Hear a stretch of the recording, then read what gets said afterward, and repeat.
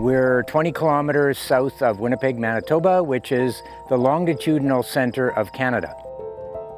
And the Glenlee plots are located on the university's Glenlee Research Station, which is on Treaty 1 land and literally home of the Red River Métis Nation. We've got this beautiful, flat, extremely rich clay soil, one of the flattest areas in the world, in fact.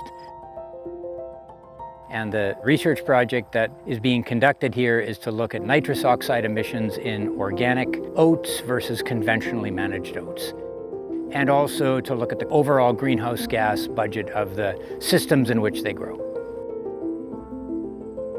When we started, in 1992, the atmospheric CO2 concentration was 352 parts per million. Today, in 2025, it's 424 parts per million. It is clearly an urgency to deal with greenhouse gases. I'm standing in front of one of the replicates of the grain-only conventional system. We have a legume in the rotation. Often we grow soybeans, Roundup-ready soybeans. This year, we were facing a drought in the spring, so we grew peas, which are much more drought tolerant. After that, we go to wheat. So this is the spring wheat crop here. And then after the wheat, we go to flax, and then we end up in the rotation with our oats. And here is a gorgeous crop of milling oats. And so what we've done in the OSC project is we look at the nitrous oxide emissions of this crop.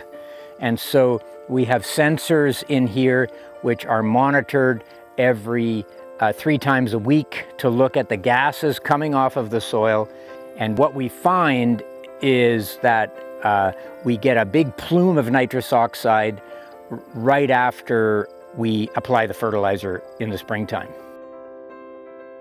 Now, if we talk about carbon, this requires a lot of energy to produce. In fact, these pellets of fertilizer are the single largest carbon emitter connected to grain agriculture. Almost half of the fossil fuel energy used to produce a grain crop in Canada and anywhere in the industrialized agricultural system around the world is connected to producing this fertilizer. Now, by comparison, the organic system produces its nitrogen much more efficiently. So behind me, this legume species happens to be hairy vetch, which was seeded this spring, and this hairy vetch will grow all year, and it will fix as much nitrogen or more than the nitrogen fertilizer that we add in the conventional.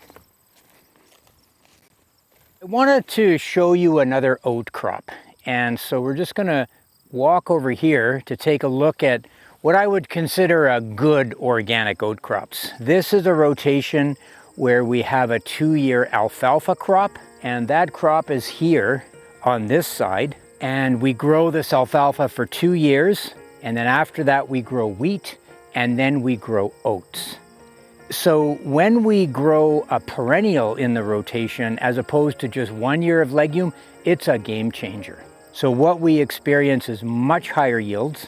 We experience more carbon in the soil than the annual organic rotation. And in fact, this alfalfa here puts in about 3 times more carbon into the soil than the hairy vetch does. And 2/3 of the carbon from this alfalfa going into the soil is from the roots. And that has confirmed the Holus model that these systems are sequestering the most carbon of any system that we have.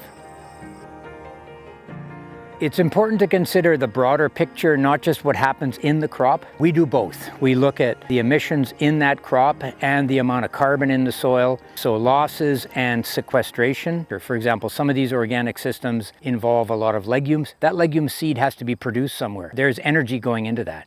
We look both at what happens in the field that year and the broader system.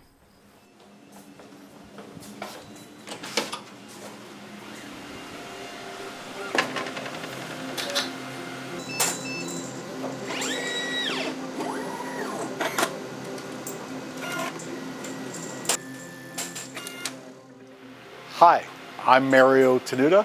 I'm a professor of soil science at the University of Manitoba, and here we are in the greenhouse gas laboratory within the department, and it's here that samples collected in the field at the Glenlee Research Station are analyzed and processed. In the past, we have looked at organic nitrogen sources, such as from alfalfa and from soybean and from faba bean. And one of the most phenomenal things that we found at that research site, that those legumes do not produce nitrous oxide while they're fixing the nitrogen from the atmosphere. It's quite amazing.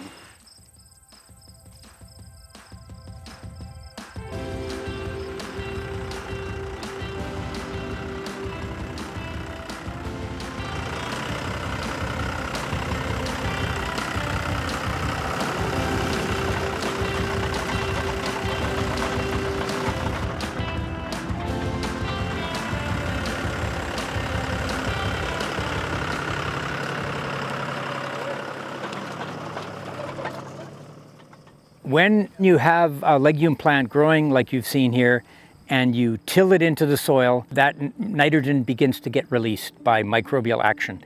That nitrogen is at risk of being lost to nitrous oxide, especially on a beautiful warm day like today when we've had a little bit of precipitation overnight. Those are perfect conditions to release nitrous oxide. What we're doing to mitigate that is we do not till our green manure legumes into the soil in weather like this. We wait till it's much cooler in the fall, and just the science of it, because the microbes are slower in the fall because it's colder, you'll have less emissions. So that is one big distinction. A lot of organic farmers are tilling their green manures now. They will have losses. The other thing we're doing is reducing the amount of tillage, period. We use the blade roller, or it's called a knife roller. And thirdly, we never let the soil be black or brown, whatever color the soil is, for very long. When we till something in, we seed something to utilize that nitrogen. We call it the catch and release system.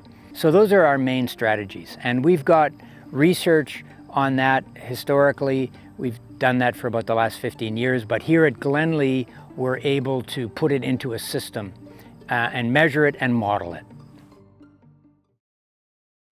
So the nice thing about the Organic Science Cluster 4 is that it challenges us to find partners to work with. So our partners are also really interested in the results. Our partners are farmers, the Prairie Oat Growers Association. The other partner is grain millers, which is a very large oat milling company. They want the research to know, is it even worth thinking about organic oats? And then we have the Canadian government, who's a major partner in supporting this work because they're putting in place regulations around this or incentives. Industry wants to know what the emissions are because they're starting to put those things on their products. And I would say consumers as well. You look around today, it's smoky, and climate change is part of the reason we're having this, so consumers as well.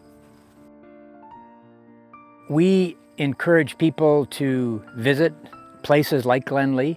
And we have a lot of tours here, and we can really explain some of the nuance, and the nuance is important. We have online presence, we have a website, we do an online course, and we've also developed tools. So we have developed a nutrient management app for organic, so it allows farmers to implement some of the nitrogen efficiency things that we talk about here.